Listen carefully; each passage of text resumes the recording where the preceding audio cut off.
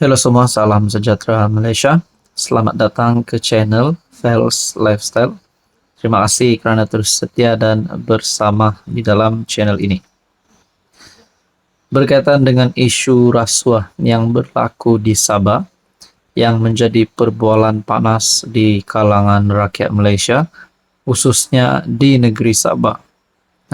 Tengok di grup WhatsApp, kita dapat lihat ada saja berita yang dikongsikan berkaitan dengan rasuah 8 adun di Sabah yang menyebut nama 8 adun di Sabah.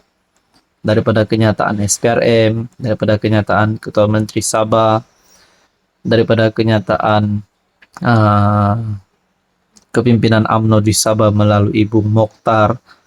Jadi akhirnya kita menantikan bagaimana pula dengan kenyataan daripada Presiden UMNO Malaysia sendiri, Ahmad Zahid Hamidi, yang juga timbalan Perdana Menteri. Satu perkongsian daripada Malaysia Kini bertarikh 15 November, rasuah. Zahid mahu pendirian HJJ jadi pegangan pemimpin parti. Timbalan Perdana Menteri Ahmad Zahid Hamidi dilaporkan memberi petua kepada para pemimpin parti politik berhubung isu dakwaan skandal rasuah di Sabah.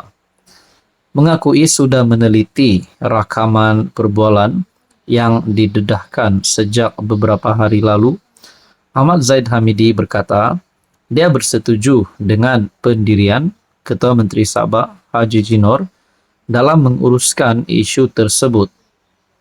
Saya telah meneliti laporan-laporan media tentang rakaman perbualan tersebut dan mendapati pendirian HJJ harus menjadi pegangan kepada pemimpin parti lain, katanya seperti dipetik Sinar Online.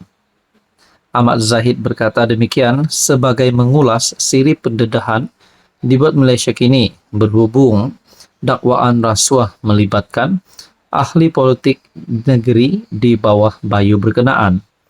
Setakat ini beberapa nama wakil rakyat sudah dipetik, termasuklah HJJ sendiri.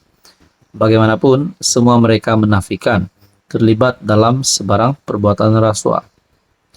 Kita cuba bandingkan pula dengan kenyataan Bung Mokhtar selaku pengerusi perhubungan UMNO Sabah.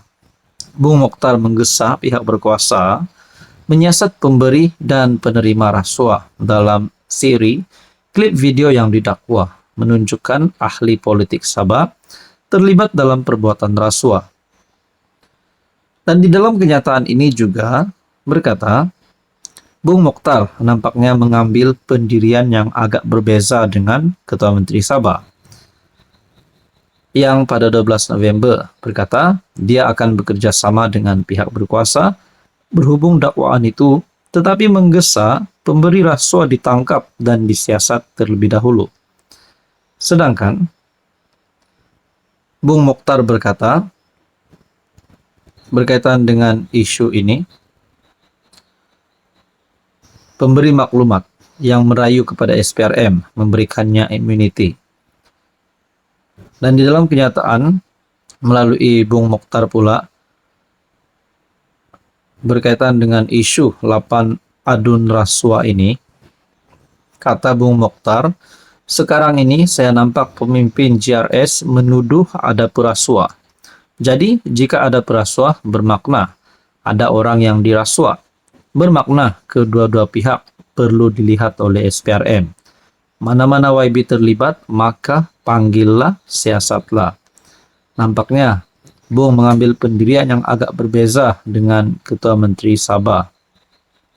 Jadi saudara-saudara, adakah dengan ini kenyataan antara Zahid Hamidi dan Ketua Menteri Sabah, di mana Zahid bersetuju dengan kenyataan HJJ, namun Bung Mokhtar pula mengambil pendirian yang agak berbeza dengan Ketua Menteri Sabah.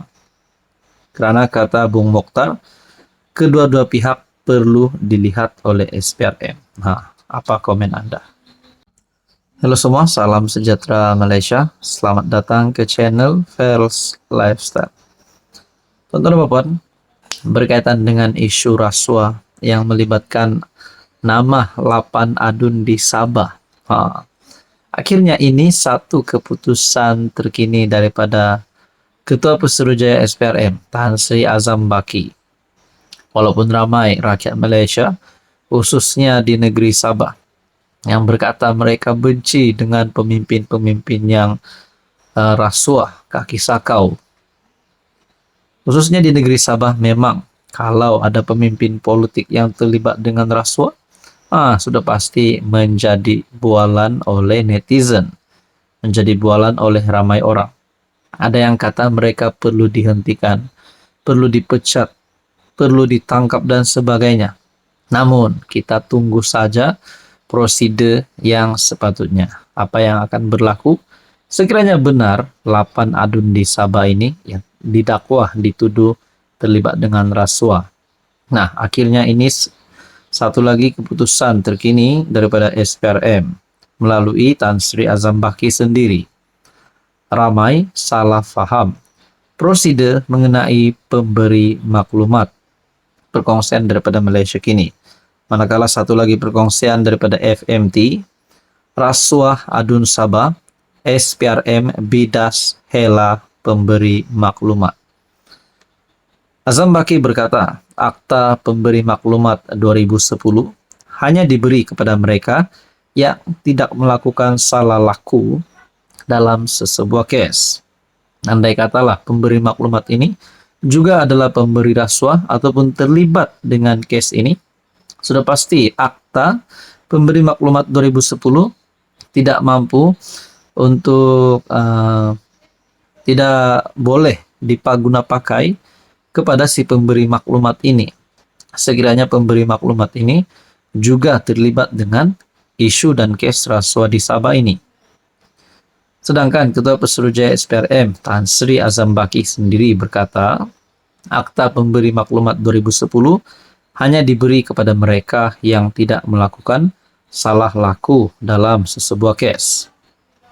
SPRM membidas helah individu mendakwah dirinya sebagai pemberi maklumat kepada dakwaan perbincangan antara seorang ahli perniagaan dan adun Sabah mengenai rasuah untuk lesen projek.